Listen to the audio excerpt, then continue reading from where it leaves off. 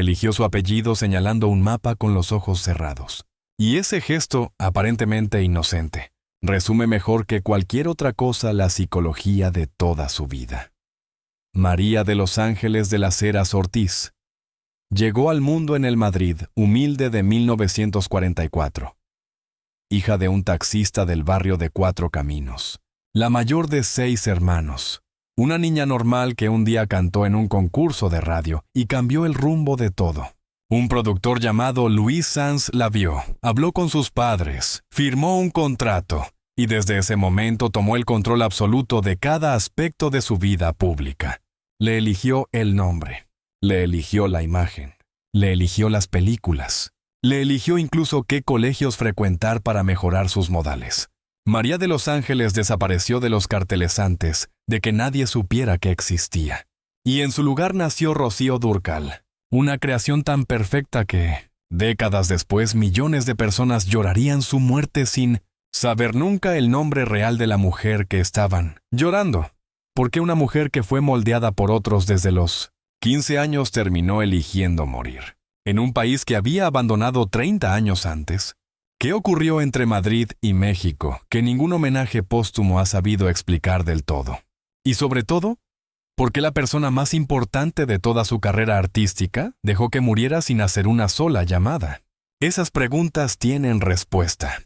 Y las respuestas dicen mucho más sobre la psicología de Rocío Dúrcal que cualquier dato de ventas o cualquier premio recibido. Quédate, porque en unos minutos vas a entender que la historia de Rocío Dúrcal no es la historia de una cantante española que triunfó en México.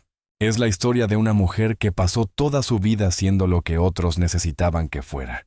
Encontró su única relación genuina con alguien que tenía exactamente la misma herida. Y terminó con esa relación rota y sin resolver el día que murió. Luis Sanz no era un mal hombre. Era un productor de su época que vio talento en una niña de 15 años. Y decidió construir algo con ese talento. El problema no fue la intención. El problema fue la consecuencia. Según documentó el biógrafo José Aguilar en la única biografía rigurosa sobre ella, Sanz decidía absolutamente todo. ¿Qué películas, qué discos, qué imagen, a qué eventos podía asistir y a cuáles no? La adolescente fue internada en un colegio residencial para mejorar sus modales, sometida a clases intensivas de canto y actuación, y lanzada a su primera película a los 17 años. El resultado fue espectacular. Canción de Juventud en 1962. Fue un éxito que sorprendió al propio Sanz. Y ahí está el primer mini problema de esta historia. Ese éxito tan inmediato reforzó en la adolescente una lección que nadie le estaba enseñando de manera consciente, pero que se estaba instalando de todas formas. Que el mundo la quería cuando ella hacía lo que se esperaba de ella. Que su valor dependía de interpretar el personaje que otros habían construido. Que quien ella era se decidía fuera de ella.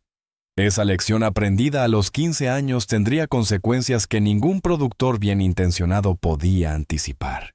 Pero todavía no te he contado cómo esa misma lección apareció de nuevo, años después, con un hombre completamente distinto. Y eso no es lo más oscuro de esta historia. En unos minutos vas a descubrir cómo la persona más importante de toda su carrera, alguien que la conocía mejor que nadie, la dejó morir sin hacer una sola llamada durante 5 años de enfermedad. Si todavía no estás suscrito a este canal, este es el momento. Aquí analizamos, semana a semana, la psicología real de los íconos que el mundo aplaudió sin terminar de entender. Lo que otros no cuentan porque incomoda demasiado contarlo. Los años 60 fueron para Rocío Dúrcal una sucesión de éxitos cinematográficos y musicales, que la convirtieron en la ídola juvenil más popular de España. Película tras película, disco tras disco. Todo controlado por Sanz con una precisión casi milimétrica. Y entonces, en 1969, entró en su vida Antonio Morales, conocido como Junior, cantante del popular dúo Juan y Junior y 10 años menor que ella. Se casaron en el monasterio de El Escorial en una ceremonia de 700 invitados que Sanz organizó como un evento de relaciones públicas de primer nivel. Romántico desde fuera. Pero aquí está el segundo mini problema de esta historia. según documentó el propio biógrafo con testimonios directos del entorno profesional de Rocío, Junior comenzó inmediatamente a influir de manera negativa en su carrera. Creaba conflictos en los rodajes, ponía problemas en los proyectos. Fue directamente responsable de que un proyecto muy ambicioso, la película Carmen que iba a coprotagonizar con Franco Nero y dirigir Juan Antonio Bardem, nunca llegara a realizarse. El primer hombre que controló su carrera la adoraba y la construyó. El segundo la amaba y la fue reduciendo. El patrón es el mismo aunque la intención sea diferente. Y lo que eso construyó en Rocío, aunque ella nunca lo nombrara de esa manera en público, fue el punto de partida para una de las decisiones más radicales de toda su vida. En unos minutos vas a entender qué hizo con ese punto de partida y por qué esa decisión terminó siendo tanto su mayor triunfo como el inicio de su herida más permanente.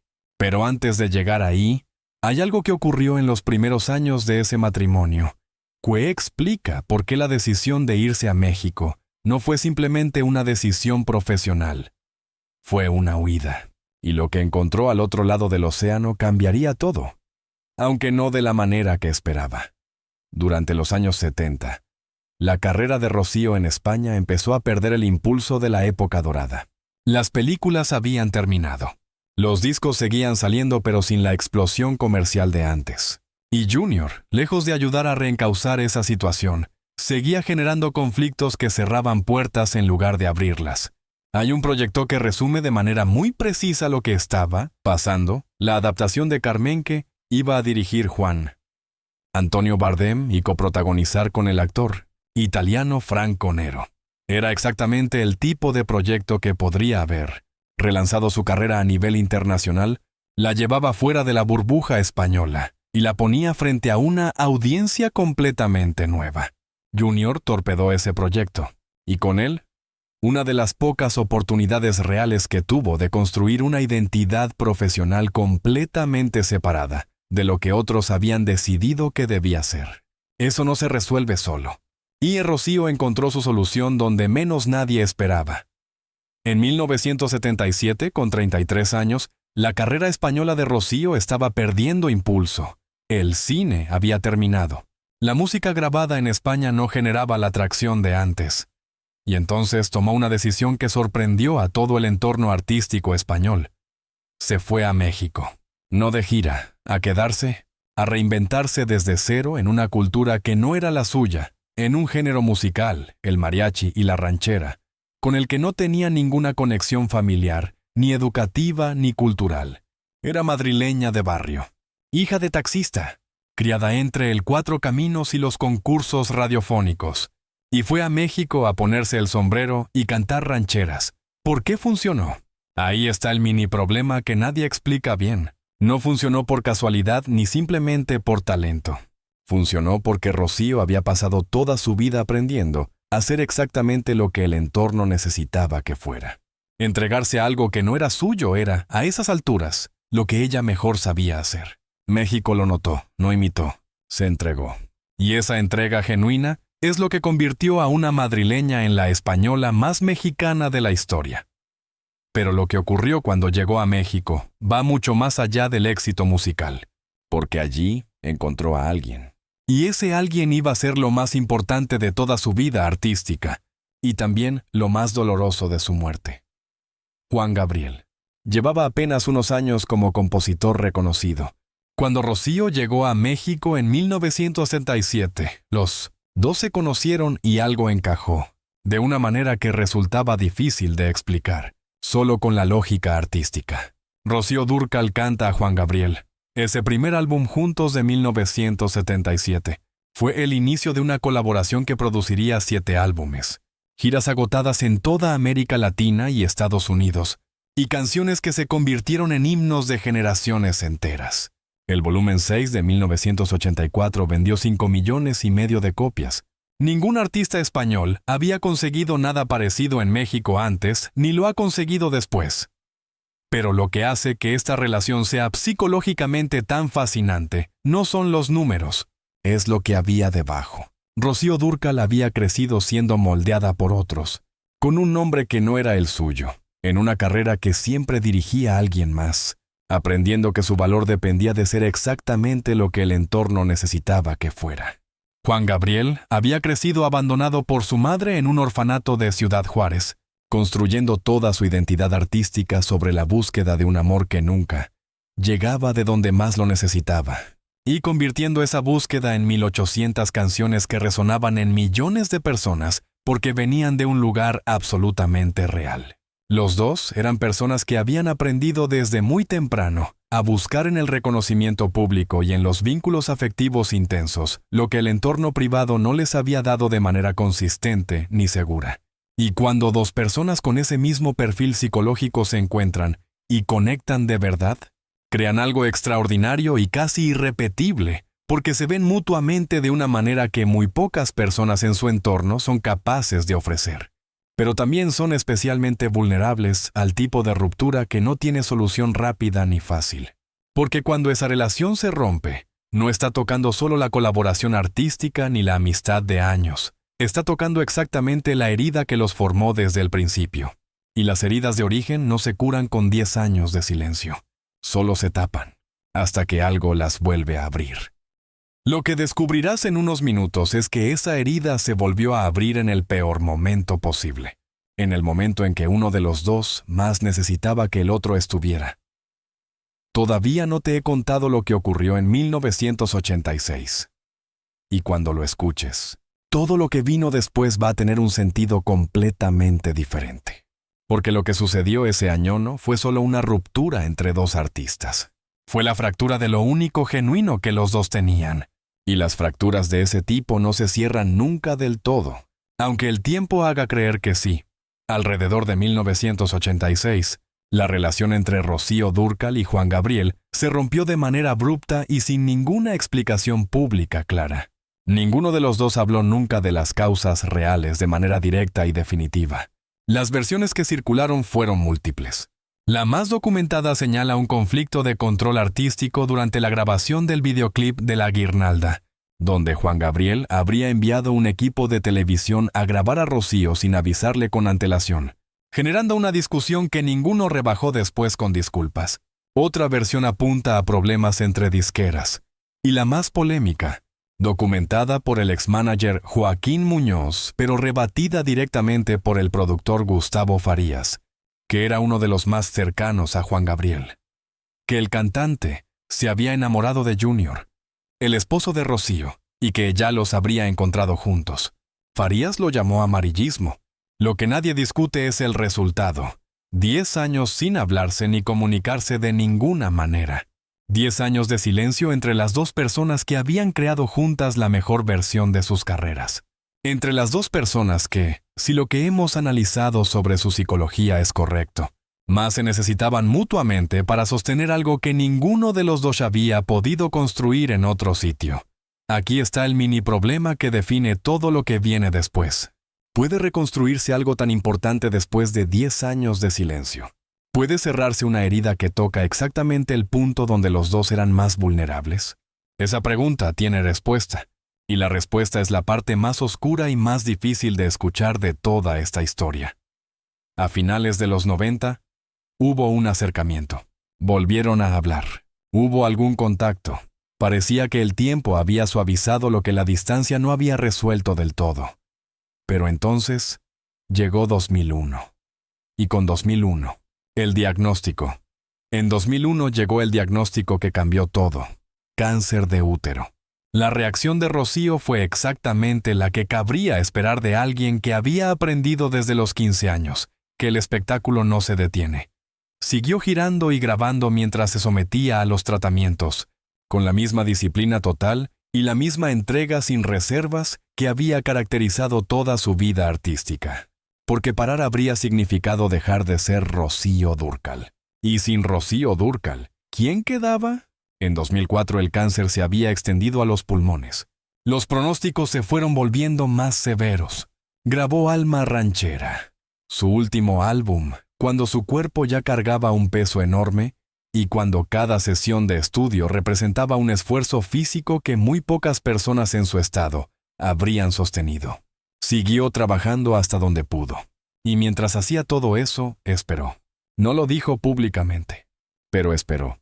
Y durante todos esos años de enfermedad progresiva, Juan Gabriel no llamó, no visitó, no mandó ningún mensaje que llegara directamente a ella. El productor Gustavo Farías lo confirmó en el documental de Netflix sobre Juan Gabriel con una frase que deja muy poco espacio para interpretaciones alternativas. Rocío murió esperando escuchar a su Alberto. Su hija Shaila lo criticó públicamente cuando Juan Gabriel organizó un homenaje después de su muerte. Le pareció poco fiel que alguien que nunca había llamado a su madre enferma organizara un tributo cuando ya no había nadie que pudiera recibirlo. ¿Por qué no llamó? Nadie tiene la respuesta definitiva. Quizás el orgullo de quien nunca aprendió a pedir perdón de otra manera que no fuera a través de las canciones. Quizás la culpa de alguien que sabía exactamente lo que había hecho y no podía enfrentarlo. Quizás simplemente la misma incapacidad de gestionar el afecto en los momentos más delicados que había marcado toda su propia vida desde el orfanato de Ciudad Juárez. Lo que sí es cierto es que la psicología de Juan Gabriel, ese hombre que pasó décadas buscando el amor de una madre que lo había abandonado, no le daba herramientas para estar presente en el dolor ajeno de manera sostenida. Podía crear canciones sobre el desamor. No podía sentarse junto a alguien que se estaba muriendo y simplemente quedarse. Pero el resultado es el mismo independientemente de la causa. La persona más importante de toda su carrera artística murió sin escuchar su voz. Y eso no se borra con ningún concierto homenaje, por grande que sea el estadio donde se celebre. Murió el 25 de marzo de 2006 en su casa de Torrelodones, en las afueras de Madrid, no en México, que la había adoptado como propia, durante 30 años. En España, Eniam, el país donde había nacido siendo María de los Ángeles, y al que volvió para cerrar el círculo de una manera que ella nunca explicó en público, pero que lo dice todo sobre quién se sentía realmente cuando nadie la estaba mirando. Junior murió 8 años después, en 2014, sin haber encontrado la manera de llenar ese espacio. Y Juan Gabriel murió en 2016, sin haber dado nunca la explicación que su hija Shaila seguía esperando. Y aquí está lo que este expediente quiere que te lleves. Rocío Dúrcal fue extraordinaria en casi todo lo que hizo de puertas afuera. Sus números de ventas, sus conciertos agotados, su capacidad de reinventarse en un género que no era el suyo, son reales y son extraordinarios. Pero la pregunta psicológica más importante de su vida no es cómo logró lo que logró. Es quién era cuando nadie decidía por ella. Un productor le dio el nombre a los 15 años y tomó el control de todo lo que siguió. Un marido la fue reduciendo profesionalmente mientras la amaba, cerrando puertas que nunca volvieron a abrirse. Un amigo genial y único le dio la mejor versión de su carrera artística durante casi 10 años. Y después desapareció sin despedirse y sin volver cuando más importaba. Y en cada uno de esos casos, Rocío hizo lo mismo que había aprendido a hacer desde pequeña. Adaptarse. Entregar lo que el entorno necesitaba. Seguir. Al final, la única decisión completamente suya, sin que nadie se la pidiera ni se la impusiera, fue el lugar donde quería morir. Volvió a España. No a México, que la había llamado suya durante 30 años. A España. Al país de María de los Ángeles. A la persona de antes de todos los nombres. Y en ese gesto final, silencioso y sin declaraciones, hay algo que ningún homenaje póstumo ha sabido nombrar con la claridad que merece. Que María de los Ángeles de las Heras Ortiz siempre estuvo ahí.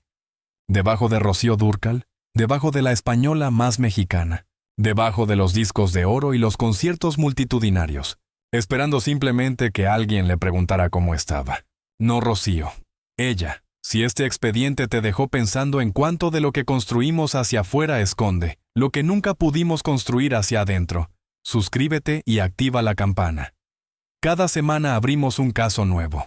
Cada semana hay algo que creías conocer de sobra y que en realidad nunca te habían contado desde dentro.